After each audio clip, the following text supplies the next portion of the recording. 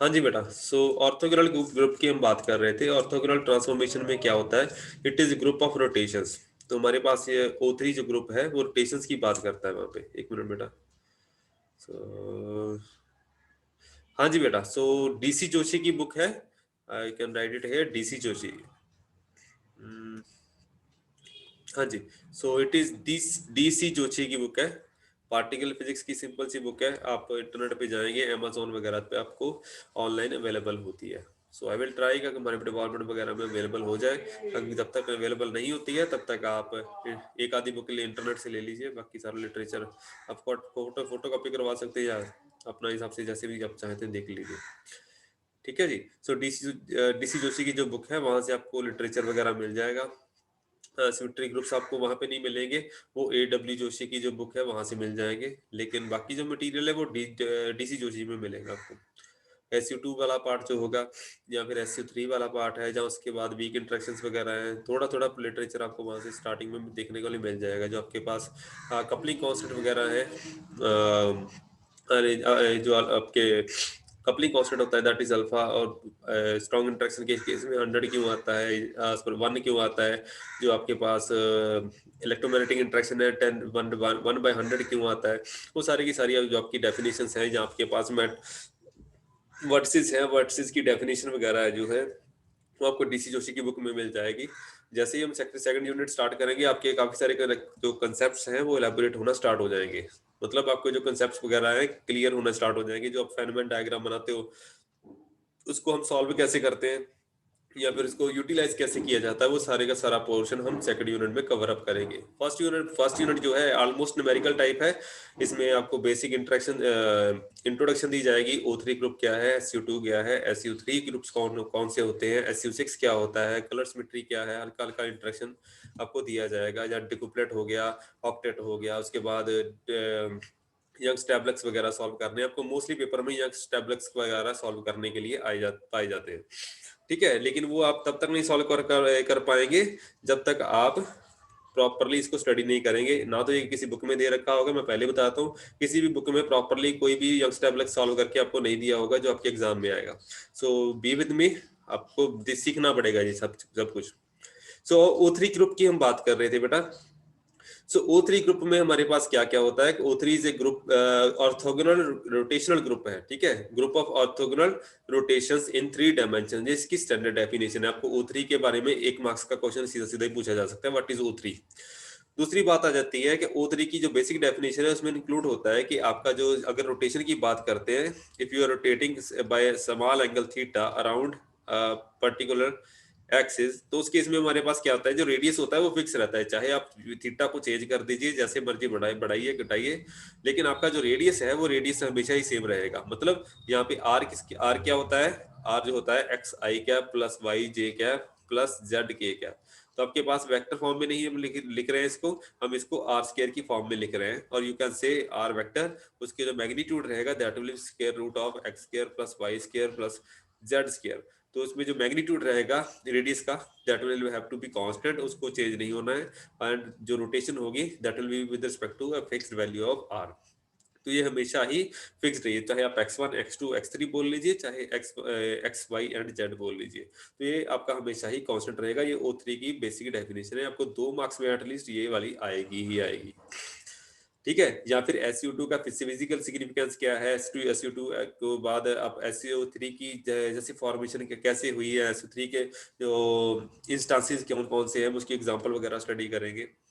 तो वहां पे आपको काफी चीजें पता चल जाएंगी। लास्ट टाइम हमने डिस्कस किया था अर्थ प्रॉपर ग्रुप क्या होता है। So this is there is a definition proper group. तो ये मैं थोड़ा सा स्टार्टिंग में रिपीट कर रहा हूँ बिकॉज थोड़ा सा इसको साथ में लेके चलना जरूरी होता है। प्रॉपर ग्रुप वो होता है जिसमें इन्वर्जन इंक्लूड नहीं करते। ठीक है, ये आपका साथ में आपकी ग्रुप थ्योरी है वो भी हम टेक केयर कर रहे हैं साथ साथ में। जिसमें इन्वर्जन इन्वॉल्व नहीं होती वो प्रॉपर ग्रुप होता है। ठीक है, इन्वर्जन सिमेट्री हम यहाँ पे इन्वॉल्व नहीं करते। आर को जो रेडियस वेक्टर है उसको माइनस आर में चेंज हम यहाँ पे डिवर्जेंस सिमेट्री जो होती है वो हम यहाँ पे टेक केयर नहीं करेंगे। जो ऑर्थोगोनल ग्रुप है उसमें हम क्या करते हैं, small amount of rotation by an angle theta, उसको आप कैसे लिखते हैं, it is written like this vector that is X prime will be equal to, मतलब आफ्टर द ट्रांसफॉर्मेशन, जो आफ्टर द रोटेशन अगर आपने किसी वेक्टर को रोटेट कर दिया है बाय स्मॉल अमाउंट तो उसके बाद ये आर प्राइम हो जाएगा। स्टार्टिंग में आर था तो यहाँ पे एक्स आई प्राइम लिखा हुआ है, स्टार्टिंग में एक्स आई है, एंड जो आपने रोटेट किया है that is with respect to angle theta, and लिखने का तरीका क्या है, जो आपके पास चेंजेस आएंगे वो that will be theta I J and X J के कॉरेस्पॉन्डिंग चेंज है।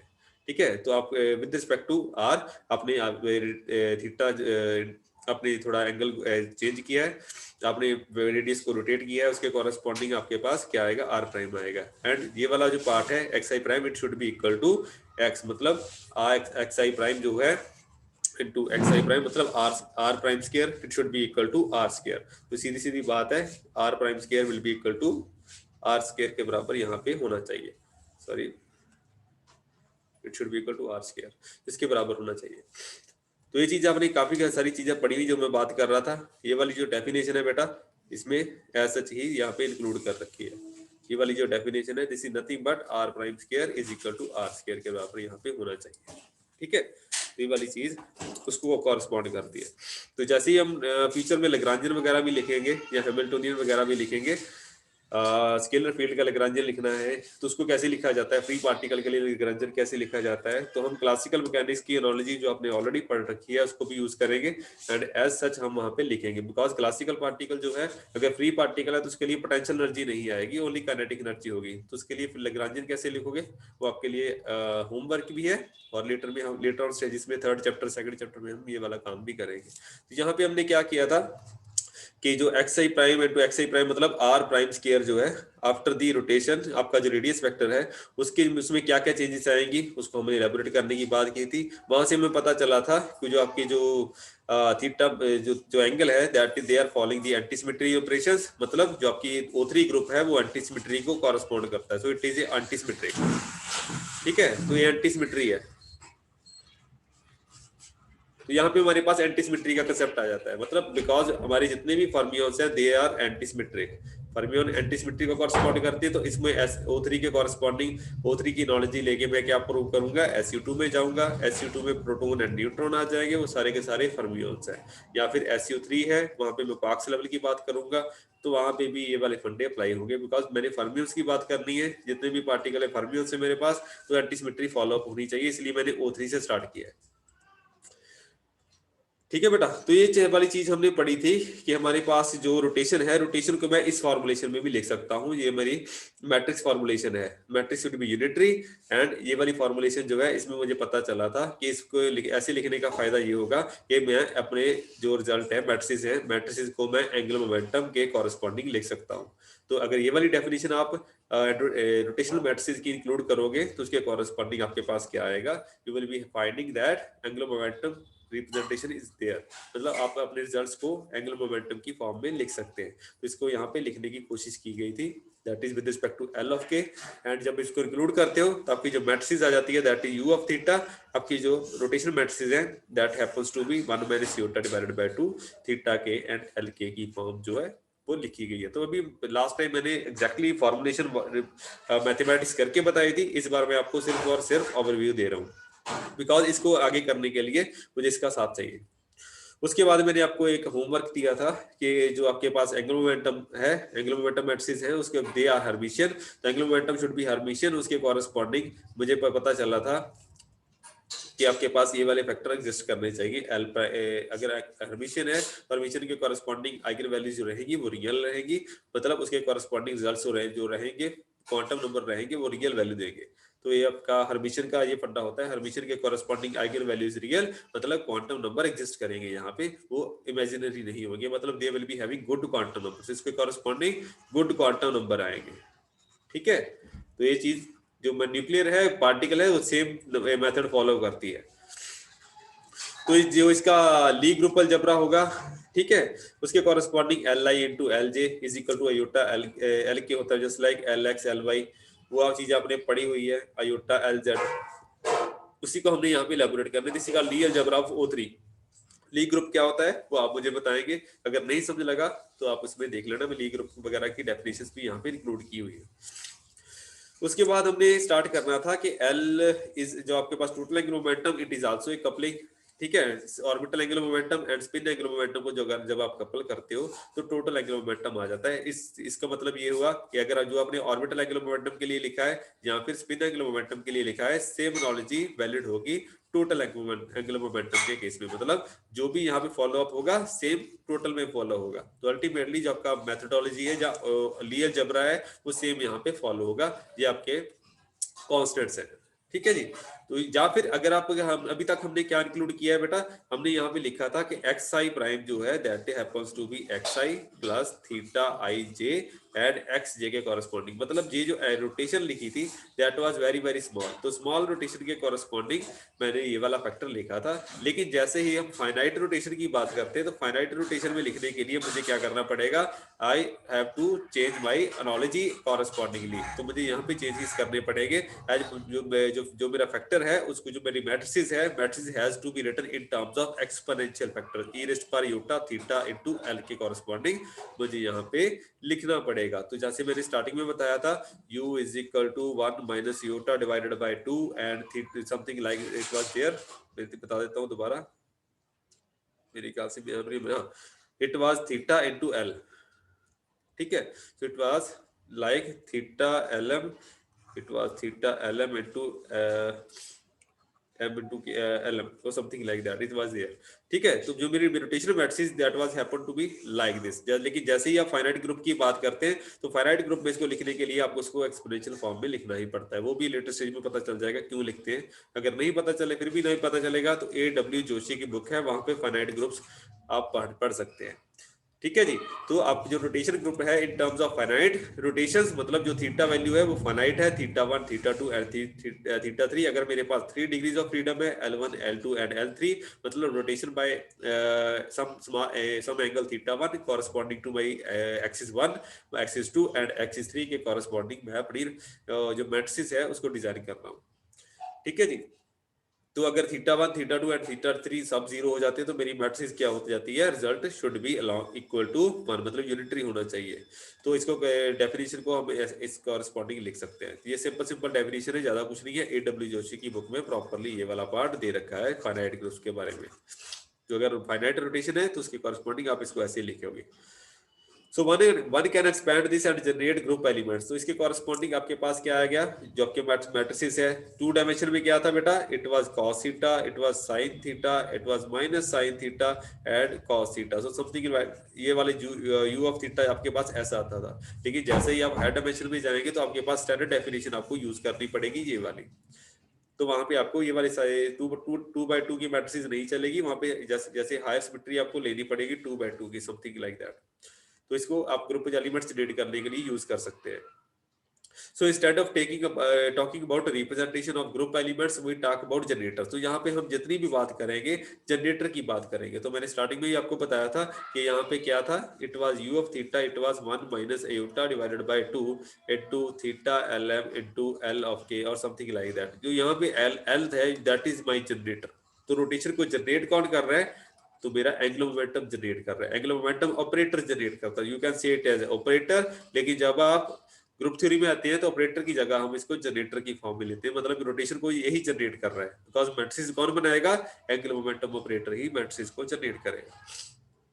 So we will be talking about generator. तो हम सारे का सारा जो फंडा है वो जनरेटर की फॉर्म में स्टडी करेंगे। तो problem of finding irreducible representation of group rotation group is equivalent to finding out all the possible set of matrices of generator. तो हम यहाँ पे एक बहुत अच्छी डेफिनेशन मुझे मिल चुकी है यहाँ पे कि जितना भी मैं काम करूंगा ग्रुप थ्योरी के ऊपर, मैं इररिड्यूसिबल रिप्रेजेंटेशन, मतलब अगर मेरे पास कोई सेट ग्रुप है, ग्रुप के लिए मैं क्या करूंगा, जैसे सपोज करिए O3 ग्रुप है, उसके लिए मैं एक रिप्रेजेंटेशन बनाऊंगा। रिप्रेजेंटेशन के लिए मैं इररिड्यूसिबल मैट्रिसेस ढूंढूंगा। ठीक है। इरिड्यूसिबल मतलब उसके लिए कौन कौन से उसके लिए बेसिक एलिमेंट चाहिए, मतलब सपोज करिए पार्टिकल जो है, जो पार्टिकल फिजिक्स में आते हैं, सपोज करिए प्रोटॉन एंड न्यूट्रॉन है, they are corresponding to your irreducible representation of the rotation group और समथिंग लाइक दैट। मतलब जो भी इरिड्यूसिबल रिप्रेजेंटेशन होती है वो पार्टिकल को कॉरस्पॉन्ड करती है एग्जैक्टली। अगर मैं आपको वेग लैंग्वेज में समझाना चाहूँ तो इरिड्यूसिबल रिप्रेजेंटेशन का नाम मतलब होता है पार्टिकल। इसको आप पार्टिकल की फॉर्म में भी लेके चल सकते हैं। इसको नीचे और नहीं ब्रेक किया जा सकता, मतलब जो जितने भी एलिमेंट्री पार्टिकल है मेरी स्टैंडर्ड मॉडल में, वो सारे के सारे किसको कॉरेस्पॉन्ड कर रहे हैं? These are corresponding to your irreducible representation of some type of groups. तो पहले आप ग्रुप ढूंढते हैं, ग्रुप से आप क्या निकालते हैं? रिप्रेजेंटेशन। उसके लिए उसके वहां से क्या निकालेंगे? Irreducible representation. और उसके these are corresponding your particles. तो ये इसका प्रॉपर डेफिनेशन या इसको रोड मैप है वो इसकी कॉरेस्पॉन्डिंग हमारे पास आ जाता है। So we are trying to find out what are the generators and we what are the possible set of matrices corresponding to दो जनरेटर। जितने जनरेटर रहेंगे उतने ही मेरे पास यहाँ पे पार्टिकल हो जाएंगे। So you can talk about generators और इरिड्यूसिबल रिप्रेजेंटेशंस, तो both are the same thing here. So J1 J2 और J2 will happen to be J3। सो इसके आपके पास लील जबरा यहाँ पे दे रखा है, उसको आप एज सच फाइंड आउट कर सकते हैं। J1 and J2 and J3 will satisfy the commutation relation like this। उसके बाद इंपॉर्टेंट पैरामीटर आ जाता है कैसिमिर ऑपरेटर। तो यह चीज आपने पढ़ी जरूर हुई है, लेकिन अभी तक इसका बेसिक फंक्शन आपको शायद नहीं पता, लेकिन ये काफी इंपॉर्टेंट पैरामीटर होता है बेटा। कैसिमिर ऑपरेटर, कैसिमिर ऑपरेटर क्या होता है कि to find irreducible representation, irreducible representation find out करने में हमारी काफी ज्यादा हेल्प करता है। We first identify the Casimir operator or the group invariance, मतलब ग्रुप जिसके साथ इनवेरिएंट रहेगा। सो सबसे पहले हम क्या करेंगे? कैसिमिर ऑपरेटर ढूंढेंगे किसी भी ग्रुप इरिड्यूसिबल रिप्रेजेंटेशन को फाइंड आउट करने के लिए। Operator is called Casimir operator if it commutes with all the generators of the group of order R. मतलब एक ग्रुप है, ग्रुप के अगर कोई ऑर्डर दे रखा है दैट इज आर, उसके कॉरेस्पॉन्डिंग उसके जितने भी जनरेटर होंगे सबके साथ ये कम्यूट करेगा। सपोज करिए L1 जनरेटर है, L2 जनरेटर है, L3 जनरेटर है। अगर सपोज करिए कोई L स्क्वायर मेरे पास कैसिमिर ऑपरेटर आ जाता है दैट हैपन, तो उसके कॉरेस्पॉन्डिंग मेरे के पास क्या आएगा? L square should L square and L1 का जो कम्यूटेटर है वो जीरो होना चाहिए। अगर मैं यहाँ पे L2 डाल देता हूँ तो भी जीरो होना चाहिए, और L3 जो है वो भी जीरो होना चाहिए। मतलब it should commute with all the generators of the given group. मतलब यहाँ पे कैसिमिर ऑपरेटर कौन हो गया? L square. तो something like this happen should be happening. So rank की बात आ जाती है। सबसे पहले मैंने क्या बताया बेटा? कैसिमिर ऑपरेटर, कोई भी ऑपरेटर जो सारे group generator all the generators of the group के साथ ये कम्यूट करेगा दैट इज कॉल्ड कैसिमिर। उसके बाद दूसरी चीज आ जाती है बेटा रैंक। रैंक भी काफी ज्यादा यहाँ पे काम आएगा। जब अगर मैं किसी भी ग्रुप की बात कराऊंगा तो ग्रुप के बारे में दो चीजें मैं जरूर पूछूंगा, एक उसके कैसिमिर ऑपरेटर कितने हैं, दूसरी चीज आ जाती है कि उसका रैंक कितना है। Order of the group, rank of the group और कैसिमिर ऑपरेटर, ये तीन चार चीजें जो है वो बेसिकली हर आपके ग्रुप के लिए पूछी जाएगी, चाहे SU2 है चाहे SU3 है। इसके बेसिस के ऊपर आपके जितने भी पार्टिकल है वो सारे के सारे डिसाइड होंगे। रैंक कितना होगा? So the maximum number of mutually commuting generators of Lie group is called its rank. मतलब किसी भी ग्रुप के जितने भी जनरेटर हैं, चाहे सपोज करिए L1 L2 and L3, suppose करिए ये आपके पास तीन जनरेटर है, इसमें जितने भी जनरेटर आपस में कम्यूट करेंगे वो उसका रैंक हो जाएगा। अगर दो जनरेटर आपस में कम्यूट कर रहे हैं तो उसका रैंक 2 हो जाएगा। द रैंक ऑफ SO3 मतलब orthogonal group, special orthogonal group के केस में, स्पेशल ऑर्थोगोनल कौन सा होता है? जिसमें आपकी यूनिटरी मैट्रिक्स का मैग्नीट्यूड जो है यूनिटी हो जाता है, ठीक है, इसको हम स्पेशल यूनिटरी बोल देते हैं। अदरवाइज आपके पास मैट्रिक्स जो होती है O3 में सिंपल सिंपल रहती है। अगर नॉन जीरो है, नॉन यूनिटी है तो सिंपल O3 बोला जाएगा। अगर यूनिटी मैग्नीट्यूड यूनिटी हो गया तो उसके कॉरेस्पॉन्डिंग आपके पास S आगे लग जाएगा, मतलब स्पेशल हो जाएगा। तो ये चीज आपने ऑलरेडी पढ़ी हुई है बेटा। तो rank of SO3 is thus 1 because no two of these generators LX, LY and LZ commute with each other। मुझे पता है कि LX, LY and LZ जो है ये आपस में कभी भी कम्यूट नहीं करते, दे आर नॉट कम्यूटिंग। इसीलिए इसका जो रैंक रहेगा O3 का, it happens to be equal to 1। So rank of SU2 is always also equal to 1। तो ये चीजें हमारे आगे जाने जाके काम में आएंगी। तो रैंक ऑफ याद रखना है, rank of SU2 is also equal to 1।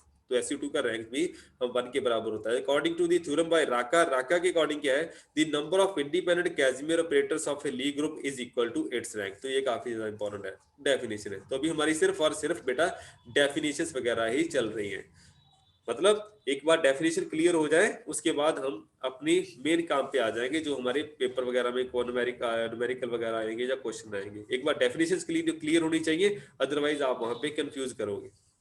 तो राका की एक थ्योरम है, थ्योरम याद रखने की जरूरत नहीं है, लेकिन इसकी बेसिक स्टेटमेंट आपको वगैरह पता होनी चाहिए। तो number of independent Casimir operators of a Lie group is equal to rank. तो रैंक क्या रहेगा, जितने भी किसी ग्रुप के कॉरेस्पॉन्डिंग कैसिमियर ऑपरेटर होंगे, तो rank is equal to Casimir operator. ये इसकी बहुत अच्छी डेफिनेशन है।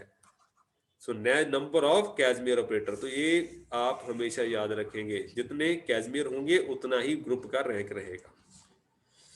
So one and only one Casimir operator of SO3 group is L square। तो मैंने आपको पहले ही बता दिया था कि O3 ग्रुप के लिए कौन कम्यूट करेगा, that will be L square। तो L square will be commuting with all the generators of the O3 group, इसीलिए मैंने Li के कॉरेस्पॉन्डिंग इसको 0 कर दिया था। तो only only commuting Casimir is L square, which commutes with all the generators Lx, Ly and Lz। the only operator of SU2 group कौन सा होता है बेटा, स्पेशल यूनिटरी ग्रुप, मतलब जिसमें मैट्रिक्स जो का डिटर्मिनेंट जो होता है वो 1 के बराबर हो जाता है। ठीक है, तो determinant of matrix is equal to unity, तो इसको हम स्पेशल यूनिटरी बोल देते हैं। यूनिटरी मैट्रिक्स का ग्रुप n/n। यूनिटरी मैट्रिक्स कौन सी होती है, n/n यूनिटरी मैट्रिक्स, उनका जो मैग्नीट्यूड डिटर्मिनेंट है दैट हैपेंस टू बी 1, उसको हम स्पेशल यूनिटरी ग्रुप बोल देते हैं of order 2, and it is like this. तो SU2 के जनरेटर कौन कौन से होते हैं, that is sigma x, sigma y and sigma z। ये हम लेटर ऑन स्टेजेस में भी बात करेंगे। तो O3 ग्रुप जो है, O3 ग्रुप के कॉरेस्पॉन्डिंग आपके पास जनरेटर कौन कौन से है बेटा, Lx, Ly एंड Lz। इसको कंफ्यूज मत करना बेटा, मैं दोबारा लिख रहा हूं यहाँ पे, O3 ग्रुप के लिए जनरेटर कौन कौन से है, Lx, Ly एंड Lz। लेकिन SU2 ग्रुप जो है, इसके कॉरेस्पॉन्डिंग जनरेटर क्या रहेंगे, दे will B sigma x, sigma y and sigma z, मतलब ये पॉली मैट्रिक्स को कॉरेस्पॉन्ड करेंगे। लेकिन SU2 जो है, SU2 में कौन सा रहेगा बेटा, सिग्मा स्क्वायर रहेगा। O3 में कैसिमियर कौन है, L स्क्वायर, एंड SU2 में सिग्मा स्क्वायर रहेगा। The Casimir operator of a Lie group can be diagonalized simultaneously with the generators and eigen values of the Casimir operator may be used to label the irreducible representation of the Lie group. ज्यादा जरूर detail में नहीं जाऊंगा। Casimir operator L square of the SO3 has the eigen value. तो L square जो है commute कर रहा है, तो इसकी आइगन वैल्यूज भी एग्जिस्ट करेगी, तो L into L plus 1 इसकी आइगन वैल्यूज होंगी। तो where L can take all the non negative integral values, तो जो आपकी क्वांटम मैकेनिक्स है यहाँ से इवॉल्व होनी स्टार्ट हो जाएगी, and hence labeled by the index L। तो dimension of the representation is 2L plus 1। तो जितने भी रिप्रेजेंटेशन होगी उसके डायमेंशन आप यहाँ से डिड्यूस कर सकते हैं। डायमेंशन की बात हम लेटर ऑन स्टेजेस में अच्छी तरह से करेंगे, तभी मैं यहाँ पे स्ट्रेस नहीं देना चाहता, अदरवाइज आप लेटर ऑन स्टेजेस में कंफ्यूज करोगे। तो सिमिलरली द कैसिमियर ऑपरेटर्स जनरेटर होता है। हाँ जी बेटा, सर कैसिमियर ऑपरेटर ही जनरेटर होता है ना? नहीं नहीं बेटा, कैसिमियर ऑपरेटर जनरेटर नहीं है। कैसिमियर ऑपरेटर आपके जनरेटर के साथ कम्यूट करेगा। सपोज करिए सिग्मा स्क्वायर आपका कैसिमियर है, तो सिग्मा स्क्वायर जो होगा आपके जनरेटर के साथ कम्यूट करेगा, इसीलिए आपकी जो आइगन वैल्यूज एग्जिस्ट करेगी, मतलब जस्ट लाइक एल स्क्वायर जो है Lx के साथ अगर कम्यूट कर रहा है, तो इसका मतलब क्या होगा, इसकी आइगन वैल्यूज रियल रहेगी, मतलब L into L plus 1 यहाँ पे आइगन वैल्यू एग्जिस्ट करेगी, और आपके ग्रुप का डायमेंशन यहाँ पे एग्जिस्ट करेगा। ठीक, हाँ जी बेटा, is it okay? Yes sir, मतलब सर इसमें Lx तो जनरेटर है और L स्क्वायर कैसिमियर ऑपरेटर है। हाँ जी बेटा, ठीक है। Lx आपका जनरेटर है, आपके O3 के ग्रुपों के भी 3 जनरेटर रहेंगे, या फिर SU2 ग्रुप है उसके भी 3 ही जनरेटर रहेंगे, लेकिन जो L स्क्वायर है या फिर सिग्मा स्क्वायर है वो आपके कैसिमियर रहेंगे दोनों के लिए, चाहे O3 है चाहे SU2 है, दोनों ही एक दूसरे को एनालॉजी देते हैं। O3 is isomorphic to SU2, ठीक है, दोनों ही एक दूसरे को कॉरेस्पॉन्ड करते हैं, मतलब साइड बाय साइड है, 1-to-1 मार्किंग यहाँ पे एग्जिस्ट करती है, इसीलिए इसका भी एक ही कैसिमियर है और दूसरे का भी एक ही कैसिमियर रहेगा। 3 जनरेटर O3 के हैं, 3 ही जनरेटर यहाँ पे SU2 के रहेंगे, तो दोनों साइड बाय साइड पैरेलल चलते हैं, इसलिए मैं दोनों को साइड बाय साइड लेके चल रहा हूँ। So let us continue. तो यहाँ पे आपके पास जितने भी जनरेटर हैं सबके साथ सिग्मा स्क्वायर कॉरेस्पॉन्ड कर रहा है कि सिग्मा सिग्मा स्क्वायर यहाँ पे कैजमियर रहेगा, या फिर अगर आप SU2 O3 की बात करें तो वहां पे एल स्क्वायर आपका कैजमियर रहेगा। ठीक है जी। तो वेयर सर यू आपने कैन, हाँ जी। सर आपने SO3 में किस चीज का मैग्नीट्यूड 1 बताया था सर? SO3 में कि किस चीज का मैग्नीट्यूड देखो 1 होता है? अगर O3 ग्रुप है, मैग्नीट्यूड नहीं है बेटा, वो डिटर्मिनेंट है। मैं एक्चुअली प्रॉपर लैंग्वेज में अभी आया नहीं हूँ, जहां पे जैसे ये चीजें आपने पहले भी पढ़ रखी हैं। AW जोशी के बुक में जाइए, AW जोशी की बुक में आपने लास्ट टाइम SU2 ग्रुप के बारे में उसकी जो बेसिक मैथमेटिक्स है वो पढ़ी होगी। SU2 के बोलते हैं this is called special unitary group, यही है ना बेटा। स्पेशल यूनिटरी ग्रुप कौन सा है?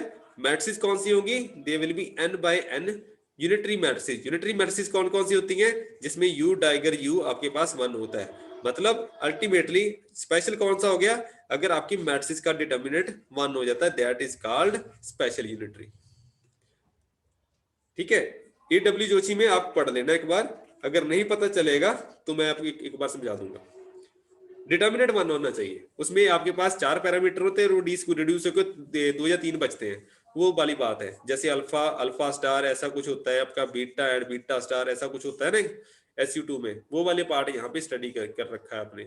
इसमें एक कंडीशन आ जाती है, जो अगर डिटर्मिनेंट 1 हो जाता है तो alpha into alpha star minus beta into beta star, यहाँ पे माइनस ऑलरेडी होता है, it happens to be equal to 1। तो ऐसी कंडीशन वहां पे एग्जिस्ट करती है, तो आपके नंबर ऑफ पैरामीटर रिड्यूस हो जाते हैं, इंडिपेंडेंट पैरामीटर, वो वाली चीज वहां से स्टडी कर सकते हो। तो ऐसी कुछ चीजें होती हैं, मैं उस डिटेल में नहीं जाना चाहता यहाँ पे, अदरवाइज आप मिक्सअप कर जाओगे।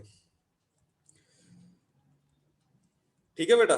सो इस केस में हमारे पास क्या है, डिफरेंट रिप्रेजेंटेशन कौन कौन सी होगी बेटा। तो यहाँ पे मेरे पास क्या क्या दे रखा है, अगर कोई भी यहाँ पे बात करते हैं SU2 के केस में, या फिर ऐसे J where J can take all the non negative values. यहाँ पे हम जाते हैं थोड़ा सा similar, Casimir operator sigma square के लिए कौन सा हो गया, सॉरी SU2 के लिए कैजमियर ऑपरेटर हो गया sigma square, and in general the eigen values J and J into J+1 where J can take all the non negative integral values and half और इंटीग्रल वैल्यूज यहाँ पे आपके पास आ सकती हैं।